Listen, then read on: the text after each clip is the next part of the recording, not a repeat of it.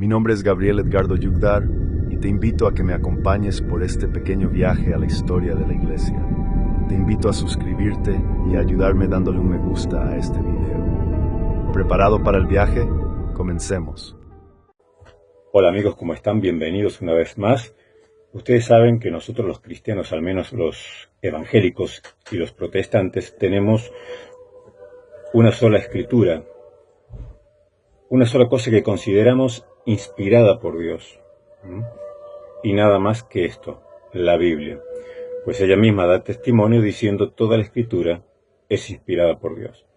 No tenemos otro testimonio que diga que toda la tradición es inspirada por Dios, ni todo el magisterio es inspirado por Dios, sino que toda la escritura es inspirada por Dios. Teniendo como firme esto, que las escrituras son lo único que Dios nos ha dejado verdaderamente infalible e inspirado por Él, luego existen diversos sistemas teológicos o diversos sistemas de interpretación. Escuelas de interpretación, escuelas de teología, sistemas teológicos.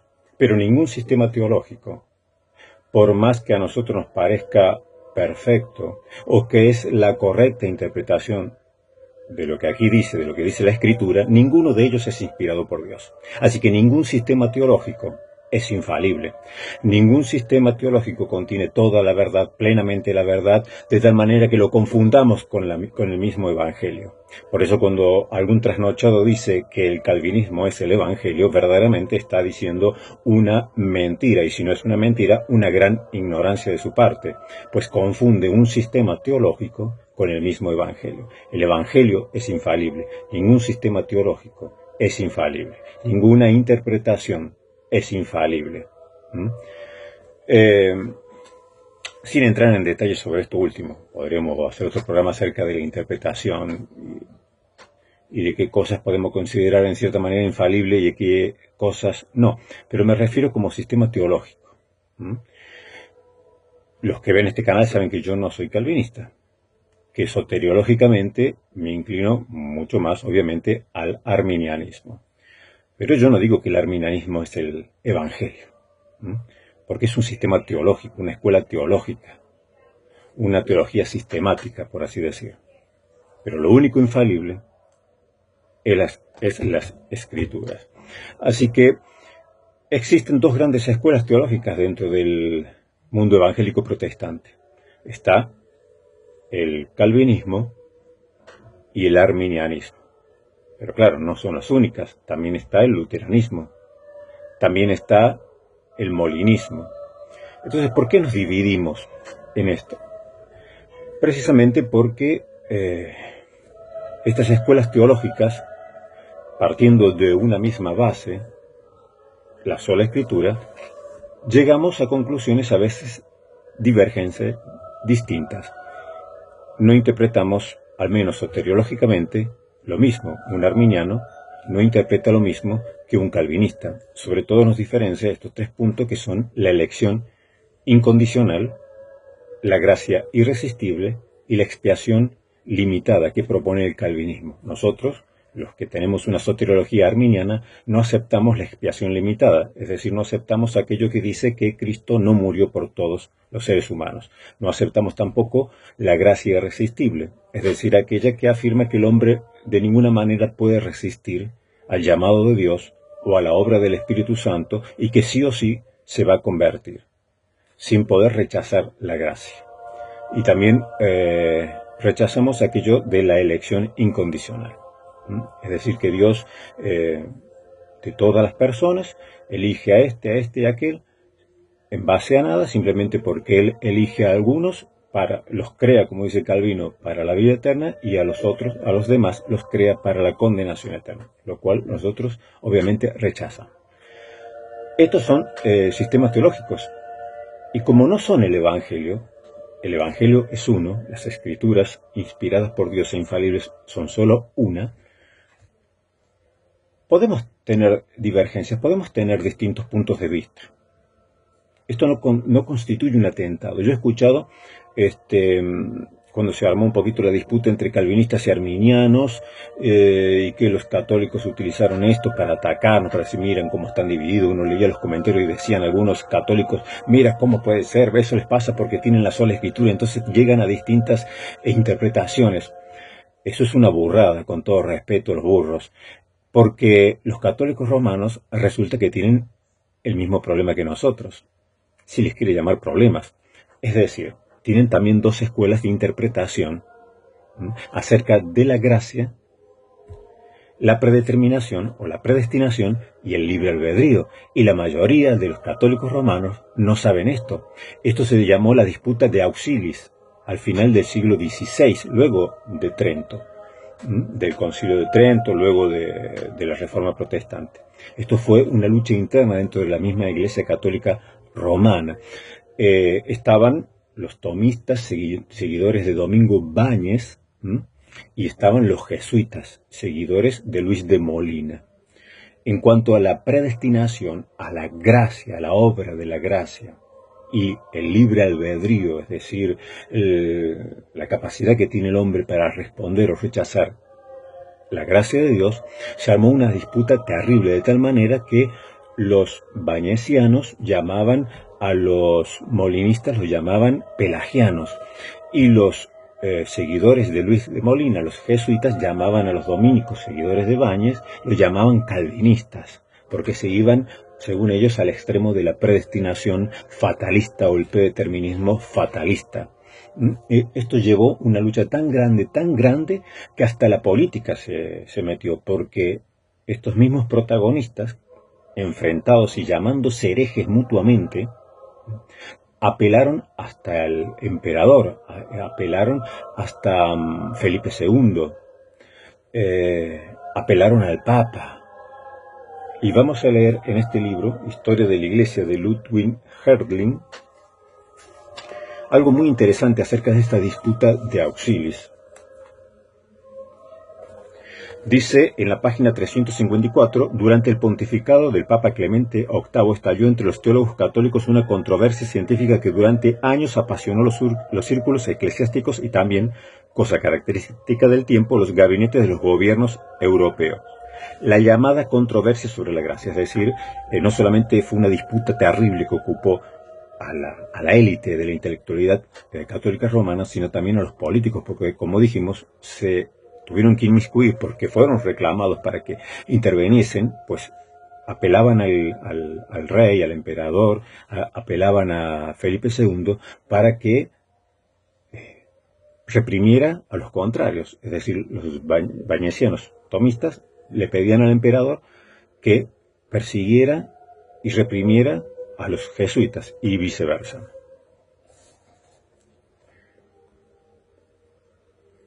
La llamada controversia sobre la gracia. Su objeto era el dificilísimo complejo de problemas formado por la necesidad de la gracia, la predestinación divina y la libertad del albedrío humano. Tanto Lutero como Calvino habían tropezado precisamente en estos problemas. Recordemos que este es un libro católico romano de historia, es muy bueno, de la biblioteca Herder. Bueno, este papa trató de solucionar el problema, trató de conciliar las dos posturas y fue imposible. Muere este papa y sucede otro, Paulo V. El papa anterior había formado una congregación de cardenales para que estudiase el caso y se llegase a una solución, pero como no llegaba, este papa nuevo que surge disolvió la congregación de cardenales y prohibió que ninguno de los partidos acusara al otro de herejía, porque, como dijimos, se disparaban con artillería pesada. Eso sí que eran garroteros, y no los debates que ahora se hacen en Internet. Aquellos debates eran terribles, porque participaban, como dijimos, no solo todas las universidades, todos aquellos eruditos católicos, sino también hasta los políticos. Por los demás, en las escuelas, esto lo dictaminó el Papa, podían exponerse ambos sistemas, mientras el magisterio de la Iglesia no adoptara una decisión. La controversia terminó así, sin llegar a un resultado, pero eso no quiere decir que fuera infructuosa, incluso prescindiendo de los estímulos que aportó la teología científica. Por medio de un impresionante ejemplo se había demostrado que la coexistencia de sistemas de interpretación, fíjese en esto porque es tan importante, es lástima que a veces no lean estos libros los mismos católicos romanos. Dice, por medio de un impresionante ejemplo se había demostrado que la coexistencia de sistemas de interpretación divergentes no significa necesariamente un peligro para el dogma. Tales discrepancias no son deseables, es cierto, más valdría la plena verdad que las más sutiles hipótesis. Pero, dado que todo conocimiento humano y por tanto también el teológico es siempre incompleto e imperfecto, resulta muy conveniente conocer los límites que separan de la especulación humana las verdades seguras de la fe. De este modo la teología obtiene aquella libertad de trabajo que como ciencia necesita. ¿Qué está diciendo este historiador? 2 papas abarcó esta disputa de auxilios entre los bañistas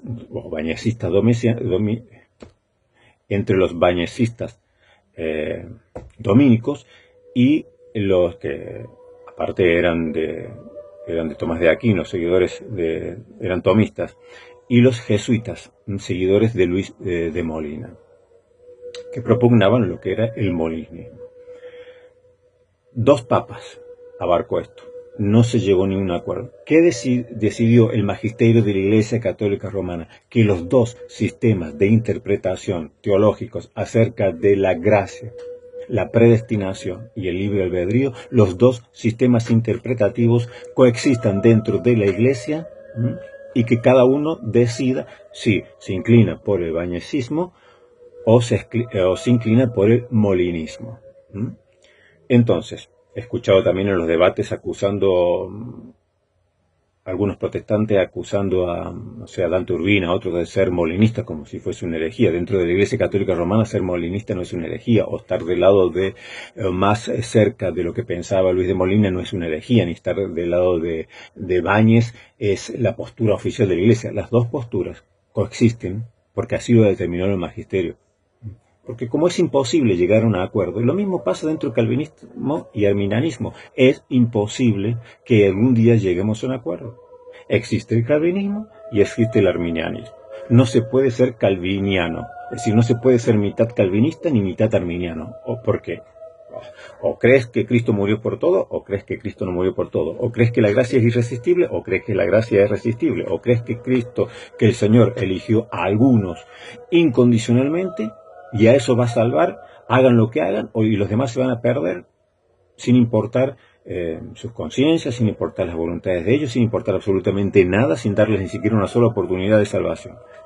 Entonces, o crees en la elección incondicional, o crees que la elección está condicionada a la respuesta, a la respuesta que dé acerca de la gracia de esa persona cuando sea iluminada por el Espíritu Santo. Si resiste a la gracia, si rechaza el Evangelio, o si se rinde a Jesucristo.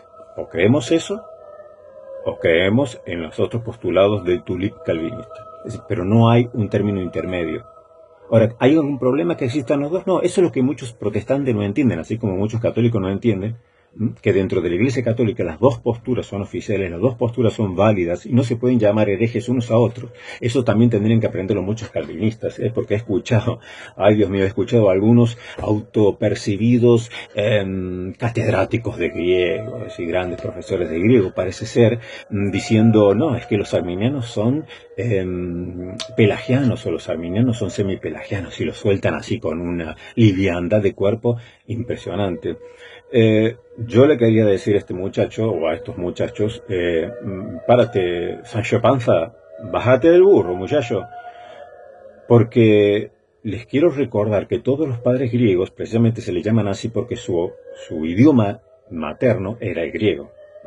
Todos los padres griegos que hablaban griego, no porque lo aprendieron comprándose 2 libritos por internet y haciendo un pequeño cursito por ahí, ellos hablaban el griego porque lo hablaban como lengua materna y aparte conocían la idiosincrasia, conocían los aspectos, las formas de decir. Es decir, el griego que utilizaban estos padres de la Iglesia era mucho más próximo al que utilizaban los apóstoles, obviamente, por la proximidad del tiempo. Es decir, conocían los giros idiomáticos y todas aquellas todos aquellos giros que tiene el idioma de acuerdo del lugar y la época en que se digan, que es lo que estudia luego la filología. Entonces, les quiero recordar que ninguno de estos padres griegos interpretaron las escrituras como las interpretan ellos. Es decir, si fuese tan fácil demostrar que el calvinismo es verdadero, recurriendo al griego, y si aquí el aoristo, y si aquí el condicional, y si arriando que gerundio, porque aquí ves, aquí está claro. No está tan claro, porque si fuese tan claro, todos los padres griegos hubieran enseñado algo parecido al calvinismo, y sin embargo ninguno de los padres griegos enseñó algo parecido al calvinismo. Así que, ¿a quién le voy a creer? ¿A alguien que aprendió el griego chapoteando ahí en 2 libritos que se compró? ¿O le voy a creer a los padres griegos que realmente hablaban el griego más próximo a los apóstoles y que lo tenían como lengua materna? Bueno, decidan cada uno a quién le va a creer. Pero si entendiesen todos que pueden coexistir armoniosamente estos 2 postulados, estos 2 sistemas teológicos, porque ningún sistema teológico es infalible. Ninguna teología bíblica es infalible, solamente la Biblia es infalible, no la teología bíblica, no ningún sistema de interpretación, no, ninguno es infalible. Y pueden coexistir, así como la Iglesia Católica lo aprendió, bien podríamos aprenderlo también nosotros, los protestantes, y decir, tú eres calvinista, perfecto. A ver, yo cuando alguien me dice que es calvinista, bueno, a ver, está bien. ¿Qué quieres que le diga? ¿Que trate de convencerlo de que está equivocado? No, está bien. Es un sistema teológico válido. Ahora, cuando yo digo que soy arminiano, aunque yo no sea arminiano en la plenitud, si en la soterología soy arminiano, no, porque tú eres pelagiano, porque tú eres semipelagiano. Obviamente ya de ahí me doy cuenta de que verdaderamente no tiene ni idea qué es el pelagianismo ni qué es el semipelagianismo.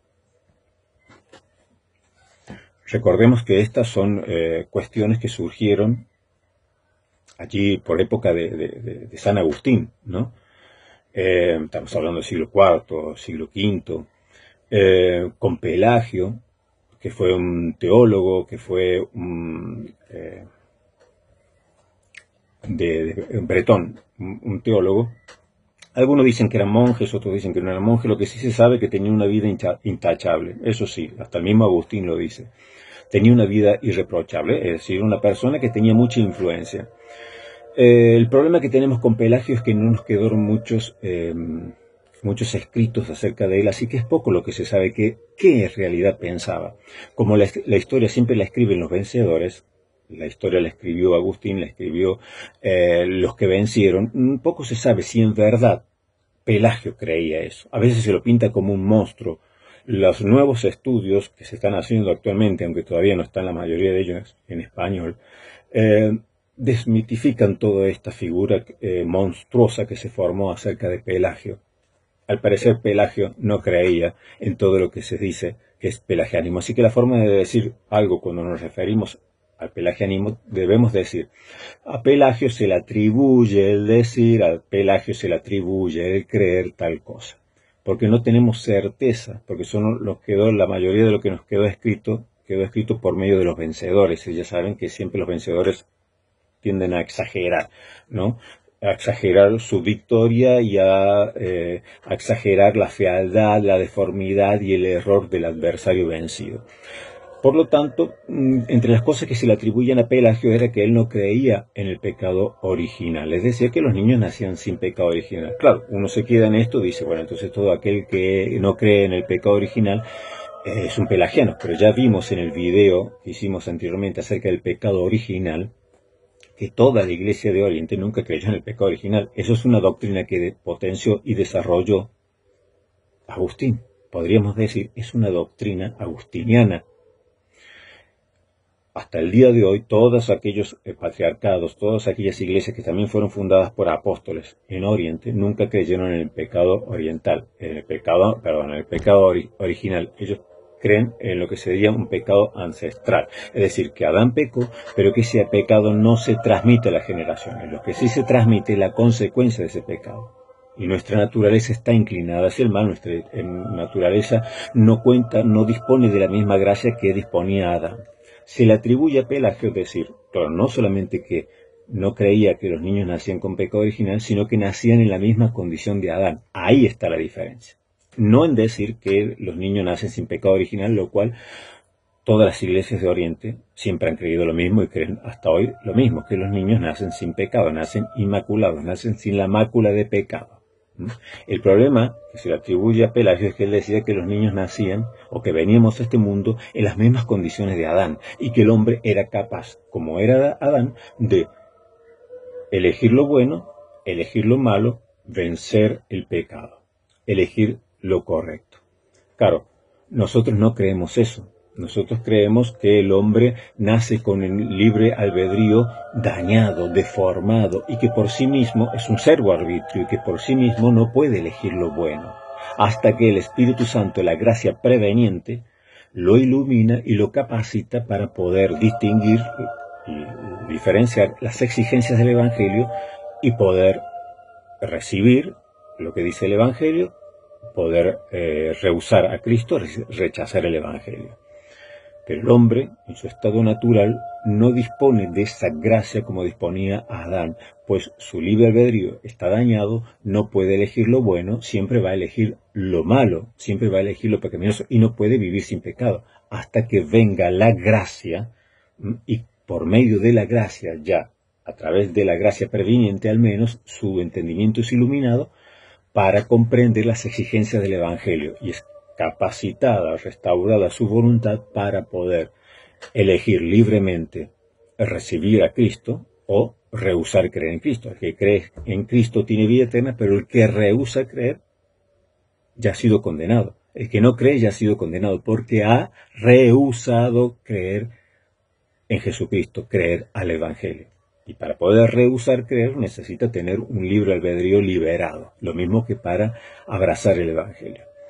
Entonces parece que Pelagio no creía esto, sino que creía que el hombre natural ya venía con esa gracia, ese equipamiento, que su libre albedrío estaba intacto, que podía distinguir entre lo bueno y lo malo. No necesitaba una obra específica de la gracia, no necesitaba una operación interna especial de la gracia, sino que el mismo Dios ya lo equipaba desde su nacimiento con las mismas características que Adán.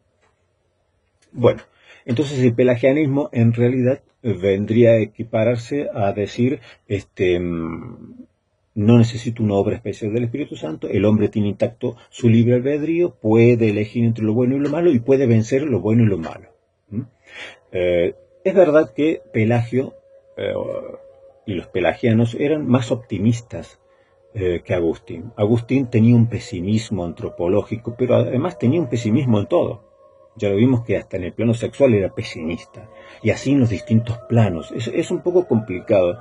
Los ortodoxos, que no son pelagianos, y a la Iglesia ortodoxa, recordemos que el pelagianismo fue condenado por toda la Iglesia, tanto la de Occidente como la de Oriente. Así que no podemos jamás culpar a los ortodoxos, a la Iglesia ortodoxa, a todos los patriarcados, que también iglesias que fueron fundadas por apóstoles en Oriente, no podemos culparlos de ser pelagianos, porque ellos condenaron también el pelagianismo. Pero tienen una visión mucho más positiva, no son tan negativos, más optimistas que el propio Agustín. Por eso en Oriente creen que los niños nacen sin pecado original, pero ellos jamás van a enseñar que el hombre por sí mismo puede alcanzar a Dios, es decir, necesitas una obra específica de la gracia. Pero son más optimistas en el sentido de que ellos creen, por ejemplo, en la deificación, en la theosis, en la cual nosotros somos transformados de gloria en gloria, la misma imagen de Jesucristo, y somos hechos participantes de la naturaleza divina. Y usan un vocabulario que en Occidente nos suena un poco chocante, ¿no? San Atanasio, el gran defensor de la ortodoxia, decía, Dios se hizo hombre para que el hombre fuese hecho Dios. Y esto, claro, si uno dicho así parece una cosa horrible, parece Cash Luna hablando de Jehová Junior, pero es que no tiene nada que ver, porque el ortodoxo, la Iglesia ortodoxa, lo tiene bien claro que nosotros somos deificados, es decir, somos hechos participantes de la naturaleza divina por participación. Jesucristo es Dios, el Hijo es Dios por naturaleza, no por participación. De eso hablan todos los libros de San Atanasio. Cristo, cuando él debatía Atanasio contra los arrianos, decía, Cristo es Hijo por naturaleza. Nosotros somos hijos por participación, porque somos hechos participantes por medio de la gracia de Jesucristo, por medio del sacrificio de Cristo, por medio de la humanidad de Cristo. Nosotros somos hechos partícipes de la naturaleza divina. Jesucristo no participa de la naturaleza divina, Él tiene naturaleza divina, es su naturaleza. Nosotros no es nuestra naturaleza, pero sí por medio de la participación del Espíritu Santo, por medio de la participación de la gracia de Jesucristo, somos deificados. Eso es una doctrina ortodoxa, es una doctrina de la iluminación, la doctrina de la deificación, de la theosis, en la iglesia griega, porque es mucho más optimista. San Agustín era mucho más pesimista. San Agustín es como aquel típico que se está flagelando y flagelando: soy un miserable pecador, soy un miserable pecador. Está bien, somos miserables pecadores. No sé si todos saben, pero Agustín terminó los últimos días de su vida, aunque estaba enfermo, pero terminó encerrado en su habitación llorando. Se hizo escribir en letras grandes y revestir las paredes de su celda. Recordemos que era monje, que había fundado una orden monástica, San Agustín, no hay que olvidarse de eso. San Agustín decía que la mejor forma de vencer el hambre era no comiendo. Es decir, una persona que tenía una mortificación continua.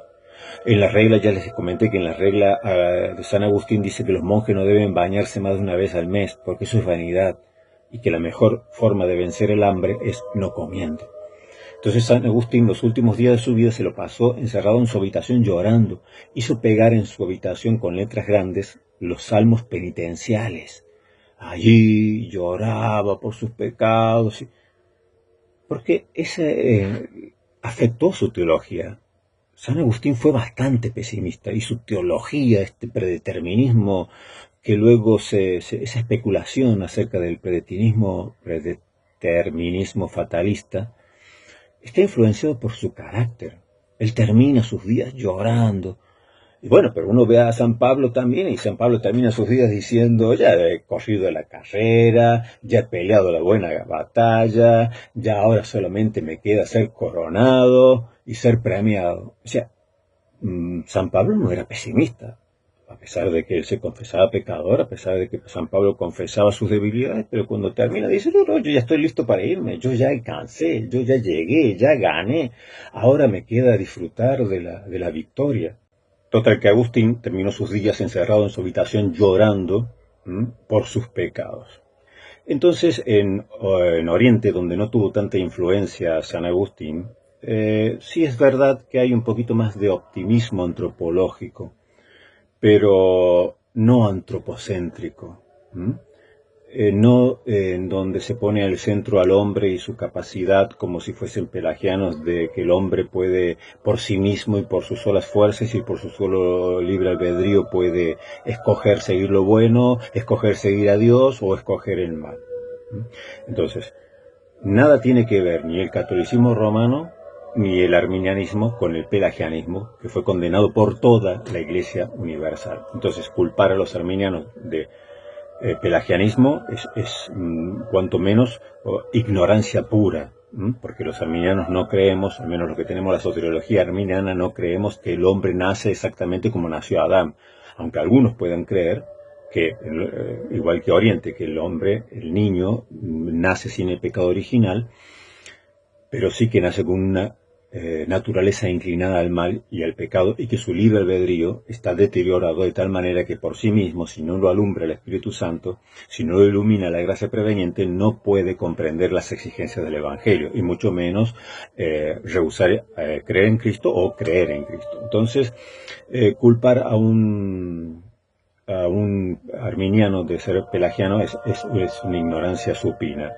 Ahora, ¿qué pasa con el semipelagianismo? El semipelagianismo también surge en la misma época de Agustín, surge en el siglo V. Lo da pie un monje, se llama Juan Casiano, también de gran reputación, influyó muchísimo en el monacato occidental, y es más, Casiano no es considerado hereje, porque Casiano nunca fue condenado. Es más, es tenido en alta estima dentro de la Iglesia, Casiano, porque influyó muchísimo en las órdenes monásticas. Entonces él, con su grupo de monjes en Marsella, dieron lugar a lo que es lo que luego se conoció como semipelagianismo. Semipelagianismo es en realidad anacrónico, porque esto se le pusieron el título en el en el siglo XVI. En realidad, ellos no estaban de acuerdo para nada con Pelagio. Al contrario, ellos formaban parte de la ortodoxia de la Iglesia. Lo que pasa es que ellos rechazaban ciertas enseñanzas de Agustín, este fatalismo de Agustín. Ellos lo rechazaban.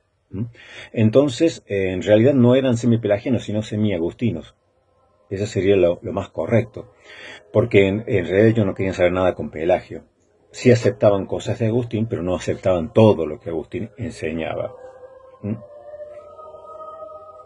En este libro, Enciclopedia de los herejes y las herejías, en la página 69, cuando habla de Juan Casiano, dice que es un monje cristiano del siglo V más conocido por su actividad como organizador de la vida monástica en Europa occidental. Fundó 2 monasterios cerca de Marsella, a los que dio unas reglas, las Instituta, que influyeron luego en otros muchos fundadores. Es decir, es una persona que influyó muchísimo en todo lo que es la vida monacal, Juan Casiano. Por eso se le tiene gran estima y veneración en la Iglesia. En la historia de la herejía, en cambio, queda como el probable autor de la doctrina heterodoxa llamada semipelagianismo. Ahora, el semipelagianismo sí fue condenado por la Iglesia latina solamente. Recordemos, el semipelagianismo no fue condenado por toda la Iglesia, sino solamente por la Iglesia occidental. En el concilio de Orange, ya en el mismo concilio de Arles, en el 529, en el sínodo de Orange, en el segundo sínodo de Orange, es condenado el semipelagianismo. Y luego, posteriormente, también se va siempre remarcando esta condena hacia el semipelagianismo. Básicamente, ¿qué enseñaba? Recordemos, Juan Casiano no fue condenado como hereje, es venerado en la Iglesia. Lo que se condenó fue una postura que dio lugar él con sus monjes en Marsella, que decía que es verdad, el hombre necesita de la gracia para ser salvo, pero el primer paso lo puede dar el hombre.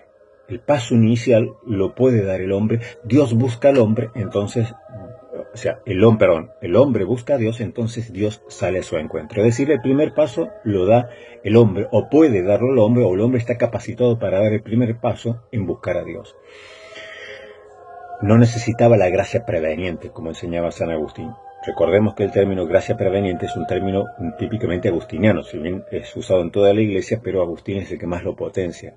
Gracia previniente, es decir, la gracia que viene antes de que el hombre crea o que el hombre sea iluminado y pueda comprender las exigencias del Evangelio. Juan Casiano decía que no, que el primer paso lo podía dar cualquier persona buscando a Dios. Entonces Dios, como veía que ese hombre le buscaba, entonces Dios se acercaba a él. Esto fue rechazado y condenado por la Iglesia, no los demás postulados que creían estas personas, a las cuales posteriormente, anacrónicamente, se les llamó semipelagianos. Creían muchas cosas que luego fueron aceptadas por la Iglesia, pero en este punto específico fue rechazado y condenado por la Iglesia. Entonces, llamar semipelagiano a un arminiano también es de una gran bestialidad.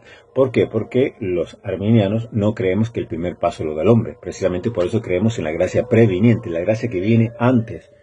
El hombre por sí mismo no puede buscar a Dios. Puede, como dice Pablo, ir tanteando, y lo más seguro que siempre terminará en la idolatría, en el paganismo. O sea, por sí mismo, aunque sienta esa inclinación, esa necesidad de Dios por sí mismo, no puede encontrar la puerta. Por sí mismo no puede encontrar al verdadero Dios. Entonces Dios le sale al encuentro. La gracia previniente, la gracia que opera antes, iluminándole los ojos del entendimiento, restaurándole el libre albedrío, que hasta entonces es servo arbitrio, pero cuando la gracia previniente viene, el libre albedrío es liberado. Y entonces está capacitado para conocer las exigencias de la gracia, de la salvación, y responder afirmativamente o negativamente. Entonces nosotros creemos que el hombre, prevenido por la gracia, por la obra del Espíritu Santo, es puesto en capacidad de conocer las exigencias del Evangelio y responder positivamente, creyendo, o negativamente, rehusando creer a Cristo y por ello ser condenado. Pero nosotros no creemos lo que se condenó en el Concilio de Orange, de que el hombre no necesita de la gracia preveniente. Al contrario, nosotros somos los que más están así, que he oído calvinistas diciendo, ¿y dónde está la gracia preveniente en la Biblia? Eso es un invento arminiano. Pues no, nene, la gracia preveniente es lenguaje típicamente agustiniano. Lo potencia Agustín a la gracia preveniente. Habla muchísimo acerca de esto. Y aparte en toda la iglesia también siempre se creyó. La gracia preveniente, la gracia que viene antes de que el hombre crea y que le ayuda liberando su albedrío, iluminando su entendimiento para que pueda conocer y ser confrontado verdaderamente con las exigencias del Evangelio y que esté en capacidad verdadera de poder responder afirmativamente o negativamente. Entonces,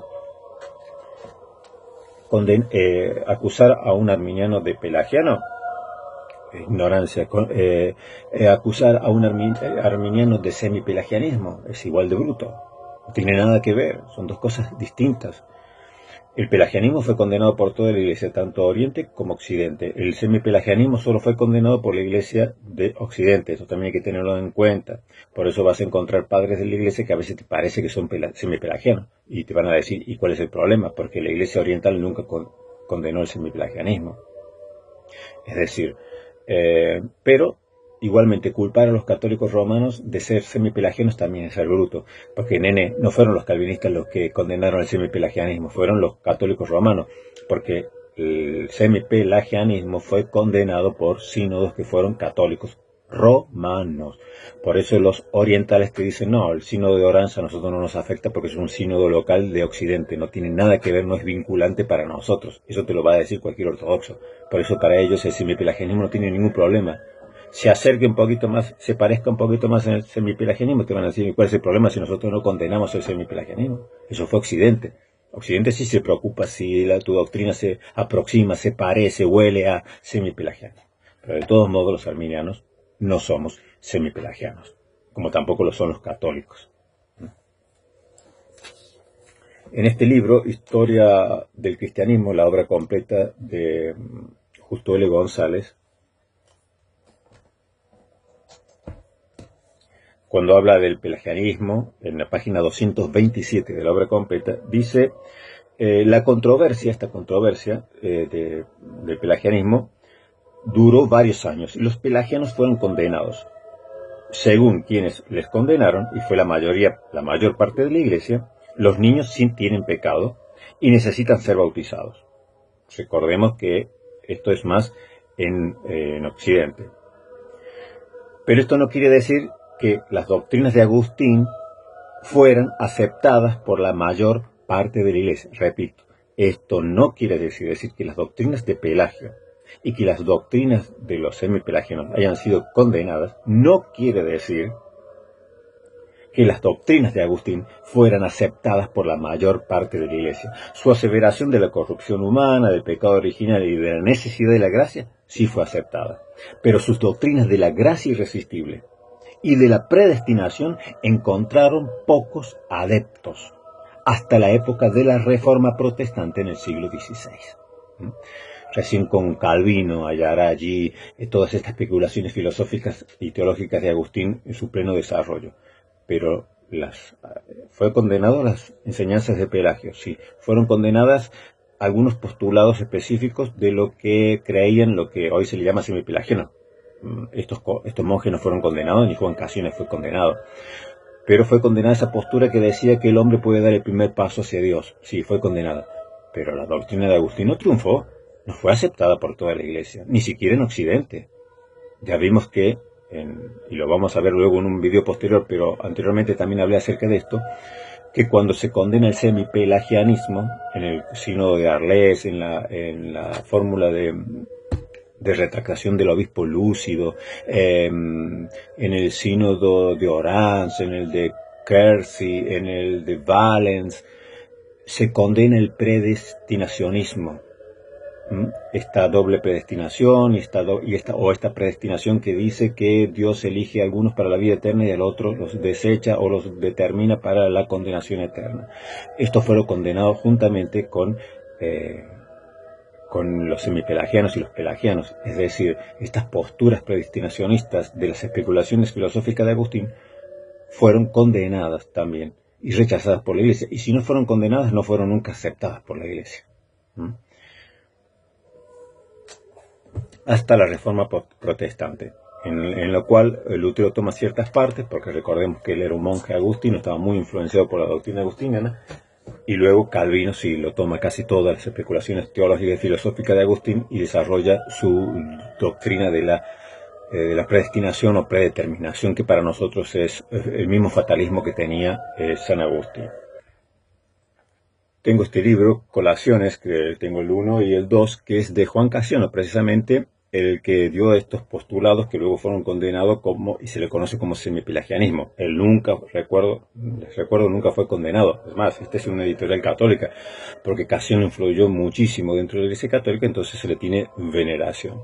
Es muy interesante este libro, pero fíjense cuál era el concepto también de Juan Casiano, ¿no? Que a veces se hace a las personas como monstruos, pero hay que ir a las fuentes originales. ¿Qué pensaba? Aquí en sus colaciones, en estas recopilaciones que él hace de enseñanzas de padres del desierto o padres de los monasterios, él dice, en suma, nuestro texto puede probar, a mi juicio, la coexistencia de la libertad y la gracia. Si mi pueblo me hubiera escuchado, aquí menciona un texto bíblico, si mi pueblo me hubiera escuchado, si Israel hubiese seguido mis caminos, ciertamente hubiera yo humillado a sus enemigos, reduciéndolos a la nada, y hubiera extendido mi mano sobre sus opresores, ¿no? Esto está en el Salmo 80. Porque así como el libre albedrío es notorio por la desobediencia del pueblo, la providencia y la gracia aparecen en el principio y fin del pasaje. Aquí es donde Dios recuerda que se ha anticipado a hablarles y que hubiera humillado al punto a los enemigos de Israel si éste le hubiera prestado oídos. Finalmente, al sacar yo a colación estos pasajes bíblicos, no he pretendido, desde luego, eliminar el libre albedrío del hombre. He intentado probar simplemente que cada día y a todas horas nos es absolutamente necesario el auxilio de la gracia. Esto lo dice el mismo Juan Casiano.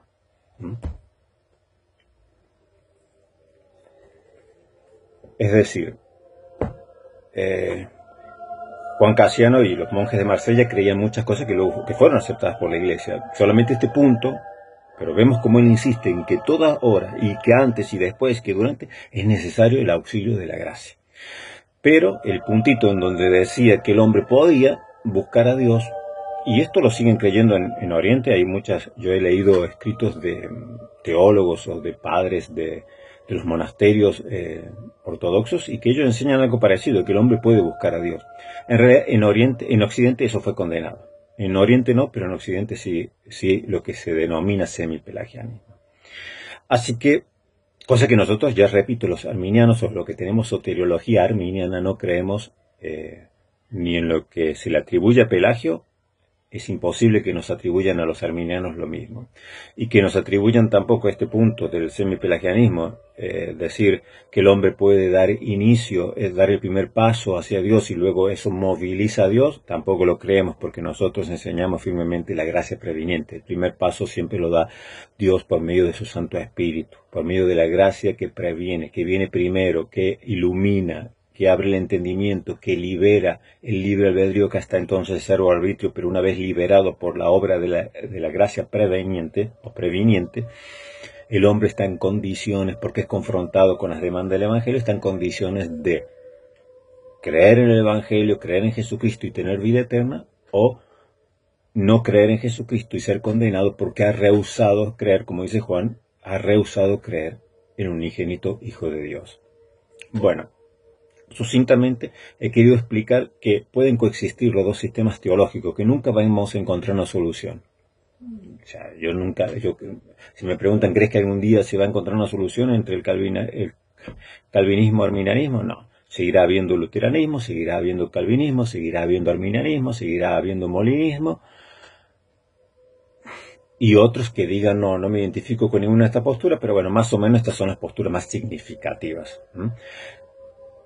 No, siempre va a haber estos sistemas teológicos, siempre va a haber estas escuelas teológicas, siempre las hubo. Es que es impensable que no las haya. El ser humano es propio de esto. Cuando Jesús estaba en vida, Moisés había dejado una ley, una Torá. Había una sola Torá, pero ¿cuántas interpretaciones había? Los saduceos eran una escuela teológica que no creían en los demás escritos, solamente aceptaban el Pentateuco, pero no aceptaban todos los demás escritos de los profetas, los demás libros históricos, no lo aceptaban, solamente aceptaban la Torá, los 5 libros del Pentateuco. ¿Mm? No creían en la resurrección y en esas cosas.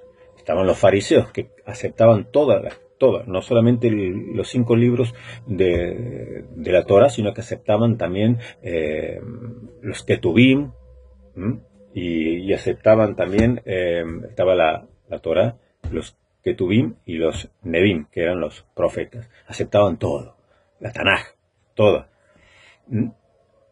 Sin embargo, también estaban después otros, los esenios, que tenían otra interpretación, y los samaritanos, que tenían otra interpretación, y los herodianos, que tenían otra interpretación. Es decir, escuelas teológicas siempre ha habido, y dentro del cristianismo siempre habrá. Dentro del catolicismo se solucionó de una forma salomónica, que coexistan, dijo el Papa, que coexistan tanto en estas cuestiones de la gracia, la predestinación y el libre albedrío, los que están a favor de Báñez, dominico, tomista, o los que están a favor del jesuita Molina. Los dos coexisten en armonía porque los dos están autorizados. Bueno, dentro de la iglesia protestante, no sé qué se asustan tanto los católicos, si a ellos les pasa lo mismo, pues nosotros dentro de la iglesia protestante o evangélica también tenemos la misma cuestión. Está el calvinismo, está el arminianismo, pues los dos pueden coexistir en armonía, respetándose mutuamente. O sea, yo no acepto en absoluto el calvinismo. Hubo un momento en mi vida que estuve a punto de aceptarlo, pero cuando llegué al punto de la expiación limitada se me desmoronó todo el tulip, ¿no? Porque me fue imposible aceptar ese punto. Precisamente estaba por aceptar todo y digo, bueno, voy a leer para llegar al último punto, que es la expiación limitada. Voy a leer la obra de John Owen, este puritano, que defendió ardientemente la expiación limitada y propulsó dentro del calvinismo mucho la expiación limitada. Él escribió Vida por su muerte. Yo leí ese libro y ese libro precisamente me hizo no ser calvinista, es decir, considerar que no tiene fundamento la expiación limitada.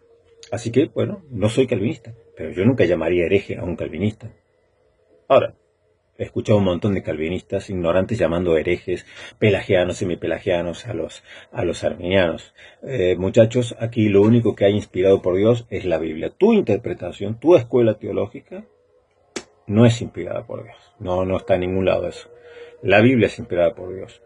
Tu escuela teológica, tu sistema teológico, bueno, tu teología, bueno, más o menos puede estar, pero no es inspirada por Dios. Así que yo puedo aceptar esta, o puedo rechazarla, y puedo aceptar esta y tomar esta. Puedo rechazar el calvinismo, puedo abrazar el arminianismo, o el molinismo, o el luteranismo. Pero no puedo llamar a los demás herejes.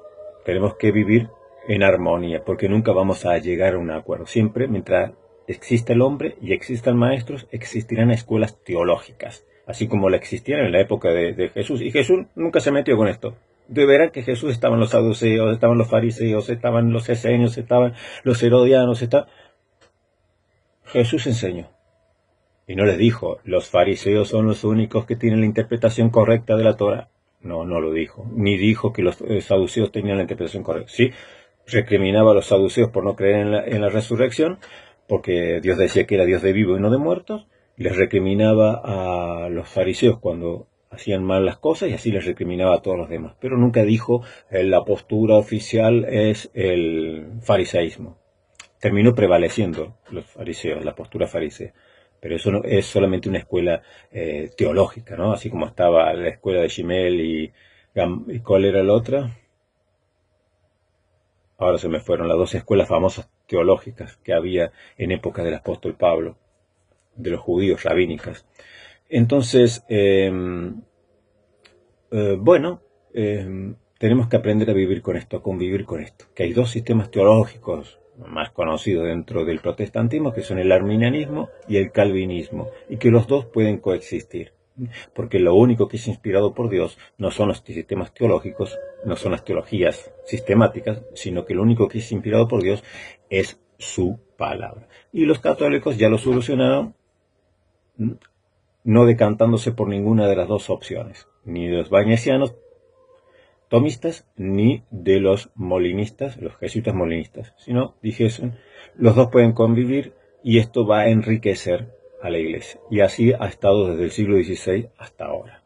Nosotros podemos también aprender lo mismo y decir, no tenemos que confrontarnos y llamarnos herejes, por más que cada escuela enseñe lo suyo. Yo voy a enseñar y a defender lo que creo como arminiano. Obviamente no me avergüenza, soy arminiano, soteriológicamente arminiano, feliz de serlo, no tengo ningún miedo, no tengo ninguna duda, ninguna incertidumbre, abrazo esto porque me parece la explicación acerca de la teología o la explicación acerca de los pasajes bíblicos la más hermosa. Y la abrazo y la creo de todo corazón, y la voy a enseñar. Pero no voy a llamar hereje a alguien que no piense lo mismo que yo. Bueno amigos, espero que les haya sido útil este pequeño viaje por la historia de la Iglesia y nos reencontramos en cualquier momento, en cualquier lugar donde nos sorprenda algún suceso de la historia gloriosa de nuestra Iglesia. Esto ha sido todo. Muchas gracias por acompañarme en este viaje. No te olvides de suscribirte al canal para poder reencontrarnos próximamente.